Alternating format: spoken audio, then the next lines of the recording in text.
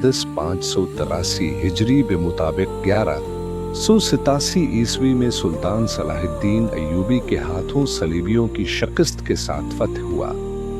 صلاح الدین ایوبی نے جنگ حطین میں کامیابی حاصل کرنے کے بعد بیت المقدس کا محاصرہ کر لیا اور 20 ستمبر سے 2 اکتوبر تک جاری محاصرے کے بعد شہر فتح کر لیا۔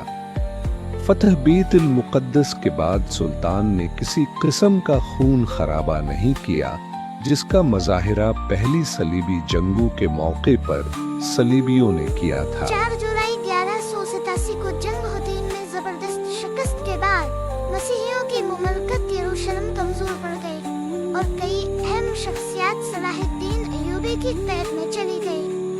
ستمبر کے وسط میں صلاح الدین نے اوکا، نابلس، یافا، سیدون، بیروت اور دیگر شہر فتح کر لئے۔ جنگ کے شکست خوردہ مسیحی سور پہنچ گئے، جہاں حطین کے مارکے کے شکست خوردہ کئی مسیحی جنگجو بھی تھے، جن میں بیلین و بیلنی بھی شامل تھا۔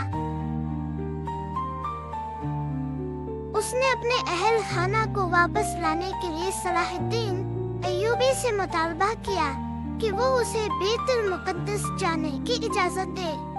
صلاح الدین ایوبی نے اس شرط پر اجازت دی کہ وہ 1 دن سے زیادہ قیام نہیں کرے گا، لیکن جب وہ وہاں پہنچا تو ملکہ سبلیہ نے اسے شہر کا دفاع کرنے کا مطالبہ کرتے ہوئے فوج کی کمان سنبھالنے کی ہدایت کی۔ بیلین نے ان کا مطالبہ تسلیم کرتے ہوئے جنگ کی تیاریاں شروع کر دیں اور شہر میں اشیاء خور اور نوش اور اسلحے کا ذخیرہ جمع کرنا شروع کر دیا۔ صلاح الدین ایوبی کی زیر قیادت شام و مصر کی افواج سور کے ناکام محاصرے کے بعد 20 ستمبر 1187 کو بیت المقدس پہنچ گئے۔ صلاح الدین ایوبی اور بیلین کے درمیان مذاکرات ہوئے۔ صلاح الدین ایوبی بغیر خون خرابے کے شہر حاصل کرنا چاہتے تھے، لیکن شہر کے مسیحیوں نے بغیر لڑے مقدس شہر چھوڑنے سے انکار کر دیا اور دھمکی دی کہ وہ پرامن طور پر شہر دشمن کے حوالے کرنے پر اسے تباہ کرنے اور خود مر جانے کو ترجیح دیں گے۔ مذاکرات میں ناکامی پر صلاح الدین ایوبی نے شہر کا محاصرہ کر لیا۔ صلاح الدین ایوبی کی افواج برج داؤد اور باب دمشق کے سامنے کھڑی ہو گئی اور تیر اندازوں نے حملے کا آغاز کیا۔ اس کے علاوہ منجنیقوں کے ذریعے شہر پر سنگ باری کی گئی۔ صلاح الدین ایوبی کی افواج نے کئی مرتبہ دیواریں توڑنے کی کوشش کی، لیکن مسیحیوں نے اسے ناکام بنا دیا۔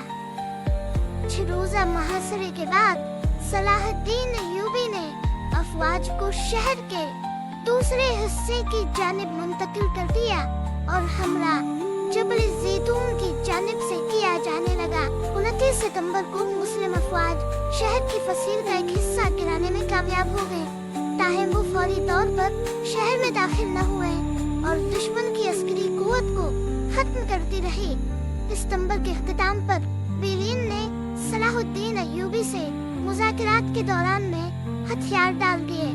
صلاح الدین ایوبی نے مردوں کے لیے 20، عورتوں کے لیے 10 اور بچوں کے لیے 5 اشرفیوں کا فدیہ طلب کیا، اور جو لوگ فدیہ نہیں دے سکے ان کا فدیہ سلطان صلاح الدین ایوبی نے خود ادا کیا یا انہیں غلام بنا لیا گیا۔ بعد ازاں سلطان نے فدیہ کی رقم مزید کم کر کے مردوں کے لیے 10، عورتوں کے لیے 5 اور بچوں کے لیے صرف 1 اشرفی مقرر کر دی۔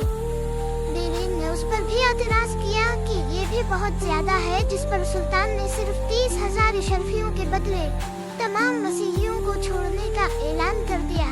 2 اکتوبر کو بیلین نے برج داؤد کی چابیاں سلطان کے حوالے کر دیں۔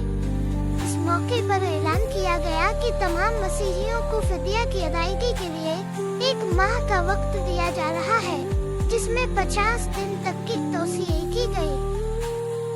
صلاح الدین ایک رعایا پرور اور رحم دل بادشاہ تھا۔ اس نے غلام بنائے گئے مسیحیوں کا فدیہ خود ادا کر کے انہیں رہا کر دیا۔ فتح بیت المقدس کے بعد سلطان صلاح الدین ایوبی ایوبی کا سب سے بڑا کارنامہ یہی تھا کہ سلطان صلاح الدین ایوبی نے مسیحیوں سے مسلمانوں کے اس قتل عام کا بدلہ نہیں لیا جو انہوں نے 1099 میں بیت المقدس کی فتح کے بعد کیا تھا، بلکہ سلطان صلاح الدین ایوبی نے انہیں حد درجہ رعایت دی۔ فتح کے بعد سلطان صلاح الدین ایوبی نے مسجد اقصی کو عرق گلاب سے دھلوایا۔